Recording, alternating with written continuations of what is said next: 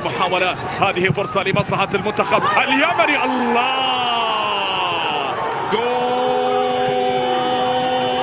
لليماني.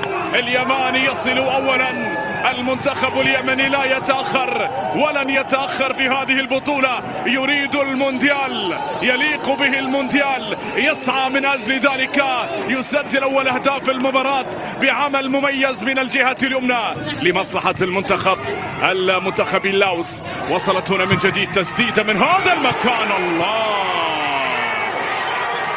يا سلام على واحد من أجمل أهداف البطولة، واحد من أجمل أهداف البطولة لمنتخب لاوس، يسجل من مسافة بعيدة، من خلالها يصل إلى المرمى، يعانق الشباك، يعانق الخيال في كرة، وبهدف تسكن من خلال الكرة في الزاوية البعيدة لمنتخب لاوس.